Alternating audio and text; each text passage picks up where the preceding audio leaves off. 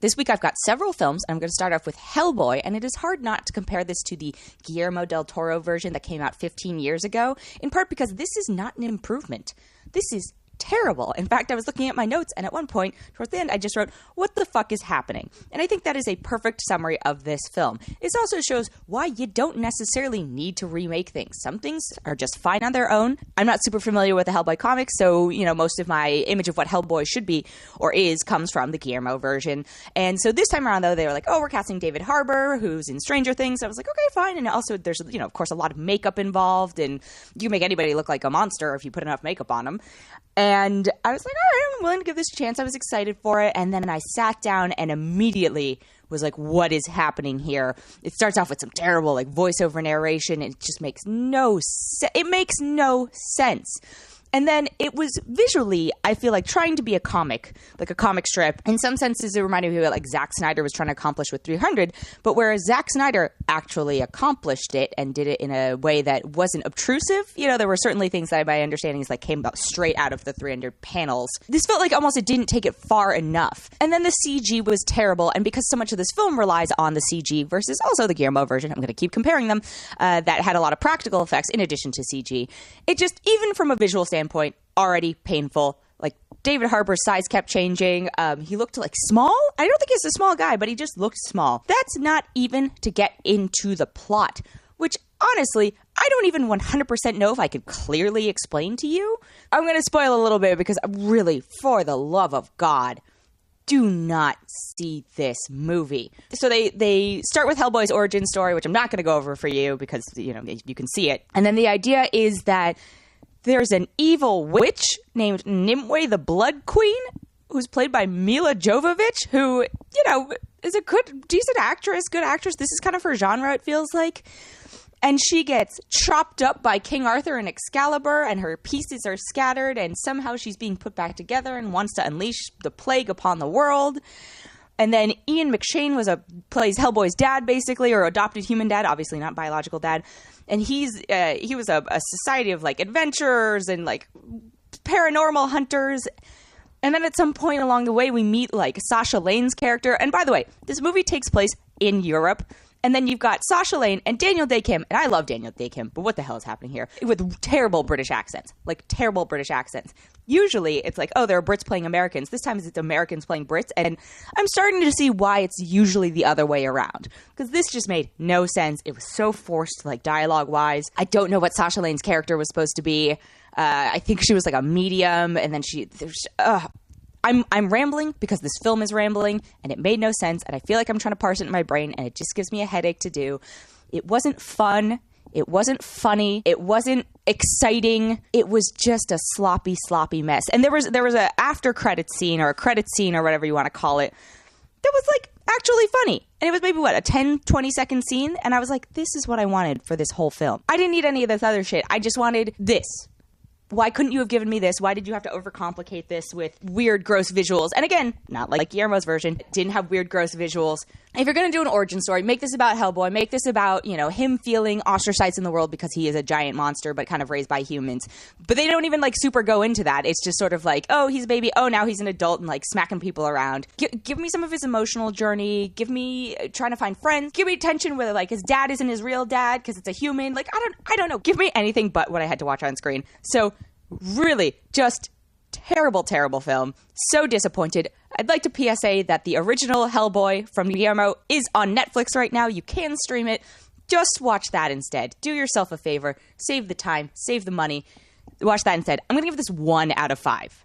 My next film, thankfully, is a lot better. It's Missing Link, which is from Laika Studios, who brought us things like Paranorman, Kubo and the Two Strings, and it's a stop-motion-ish style animated film. Really, it's not. They're doing all CG, it seems like, at this point, which, the character design is evocative of the old school, stop motion puppets, but I felt like I was missing a little bit. It's cool in, Wallace and Gromit and, a Paranorman or something like that when you see, the fingerprints on the faces when they move the characters around, and you see, the little bits of them kind of move without intention, and there's just an artistry to it, and it feels stripped away from this, which is, it's kind of a shame, but it's not it's not going to ruin the film. So the idea is that we have Hugh Jackman voices a character called Sir Lionel Frost, and he's an adventurer, and he also believes in the paranormal. Notice a theme, but not, because this is a million times better. Please don't associate the two of these films. And he wants to join the Society of Adventurers, and they think he's a laughingstock. And he's like, I'm going to prove that, you know, these types of things exist, and he's going to find Sasquatch. And so he makes his way to America,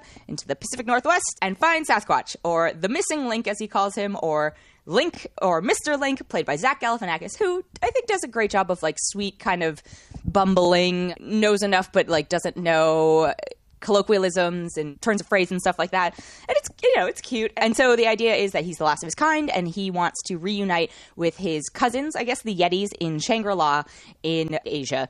And so they go on an adventure to try and get there. And along the way, they pick up Zoe Saldana, who's another kind of the wife of an adventurer, but also an adventurer in her own right. And there are some great moments that are, like, very feminist forward that I was like, oh, all right. I like that she's, like, it's not about her just tagging along. It's about her finding her own kind of path. And it's about all of them kind of finding what's supposed to be important to them. And it's simultaneously, like, feels very kids movie-ish, and also like, no, an adult can totally relate to this. It is not, I think, the strongest of their films. I think that Coraline is probably the strongest plot-wise, just in part because the source material, not written by them. You know, Paranorman's also great. Box Trolls this felt a little more Box Trolls-ish, where you're like, okay, I enjoyed watching this. I don't know if I'm going to watch this again and again and again.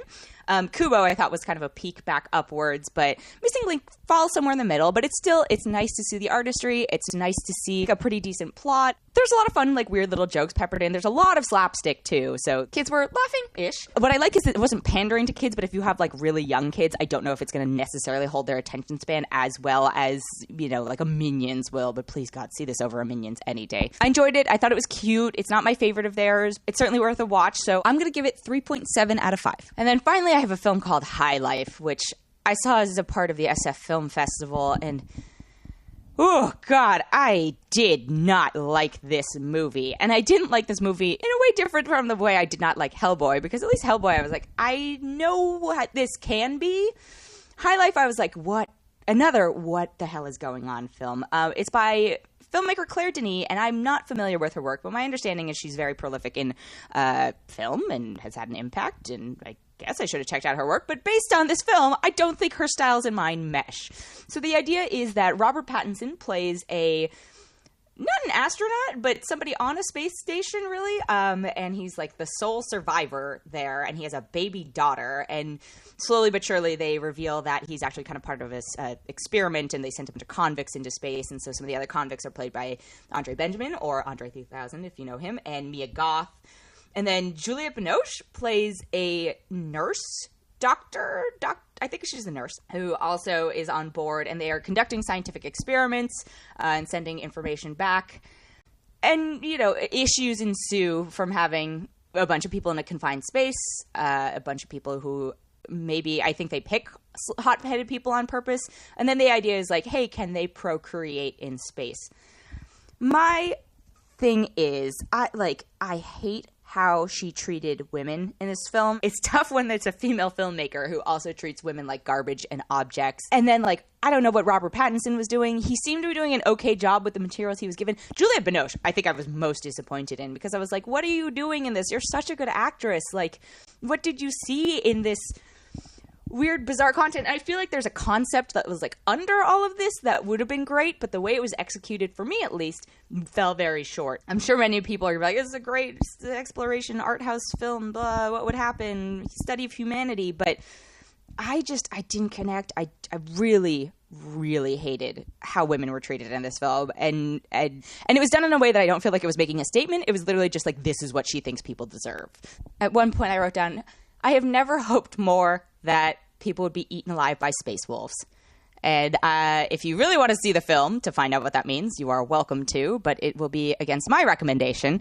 I'm only going to give this 1.5 out of 5. I really just could not, plot-wise, sure, it's there, I guess, but character development wise, is there even character? There's not even character development. Character development wise, visually, it kind of felt like a student film in terms of like, oh, we got to build a spaceship in a soundstage, which I'm not going to knock. Like, I think there are actually plenty of films that do a great job on a low budget of creating what, you know, science fiction will lead us to. You know, at first I thought this was going to be like Duncan Jones's Moon, and then I was like, maybe this is supposed to be like Interstellar, or maybe 1.5 out of 5. I cannot recommend this